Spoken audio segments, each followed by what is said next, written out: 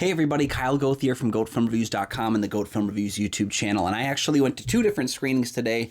Just got home, and the first one we're going to talk about is Don't Blink. No, Blink Twice. I keep calling it Don't Blink. I don't know why.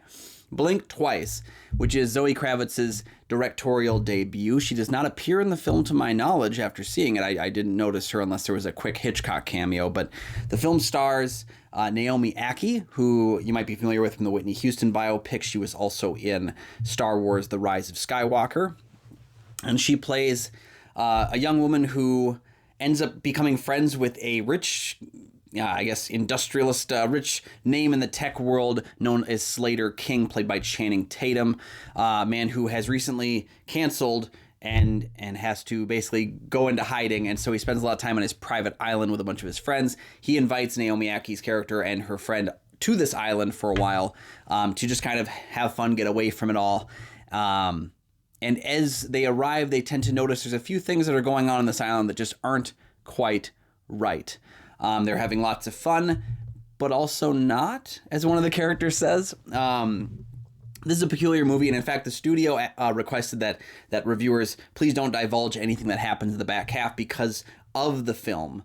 Because it inherently, from the trailer alone, you know there's going to be some major reveal coming. Like, you expect that. And oftentimes when I have that happen in a movie and the reveal happens, I'm kind of like, that was it? You know, I'm always a little bit overwhelmed or underwhelmed. It's not like the film... Like I guessed where it was going, but it just felt like, okay, that's underwhelming. That wasn't the case with Blink Twice. I actually felt like, while the reveals that take place in the film are not earth-shattering, they're not things we've never seen done in the film before, it lulls you into this false sense of security that it doesn't, that it's going to be okay and that things are going to be fine and that our characters are safe even though we kind of feel like they're in danger the whole time. There's a real comfortable balancing of tone here that Kravitz is able to get. I was actually really surprised by that because, first-time directors, you always assume that they're going to be more focused on the performances to the detriment of other elements. It just tends to be the case when you're a first-time director who has worked as an actor before. That tends to be your focus when you finally get up the camera yourself. And I felt like that wasn't the case here. There was a really nice tonal shifts that take place that never feel like they're jarring. They always feel like they're building. There's a tension level to the entire film that I thought slowly built over time, kind of lulling you into being more focused on what's happening in the present moment and less trying to figure out what's really happening. That's another thing is too, like, it felt like it could have been like M. Night Shyamalan twist from The Sixth Sense, or it could have been an M. Night Shyamalan twist from one of his lesser films. It felt like it could have gone either way in terms of how this film played out. And I wasn't really caring about how it worked out because I was more invested in the moment. I was invested in the characters. And what a weird group of characters. I mean, we have Channing Tatum playing one of the characters. We have Christian Slater. We have Haley Joel Osment. We have, Naomi Ackie is there. Alia Shawkat. Adria Arjona, I think it is. There's a lot of people in this movie that I don't entirely believe, I wouldn't have believed that they would all be friends until I saw them in the film. Kyle MacLachlan's in it, Gina Davis, and what an interesting cast for this film, and everyone plays their parts really nicely. I was really floored with this movie. I thought the surprise was interesting, played into exactly what the film's central themes are, and also when it happens, it doesn't sit on that. It sits on, okay, now we have this information. What do we do about it? And I feel like the movie's got a really nice pacing to it, hour and 42 minutes, but it feels like everything clicks into place in a correct order. It's never feeling like it's slowed down too much or that it's running too quickly. I was pretty damn impressed with Blink Twice.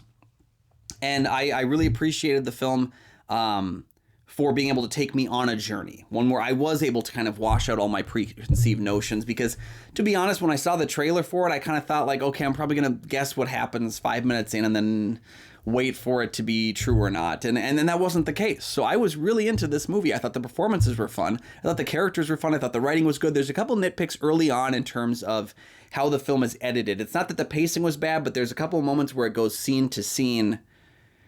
And I was kind of like, wait, what happened in the middle there? Kind of like went A to C, and I wanted to know what happened with B very quickly at the beginning. And honestly, I don't think most of you guys will notice it because I think it just was more something that affected my sensibility of what I wanted answered instead of what I felt was necessary to answer. So a couple things at the beginning of the film that I thought clunked up a little bit, but thankfully once I get to the island, it's a damn fine movie all the way throughout. I had a real hoot with this one, and I definitely recommend it.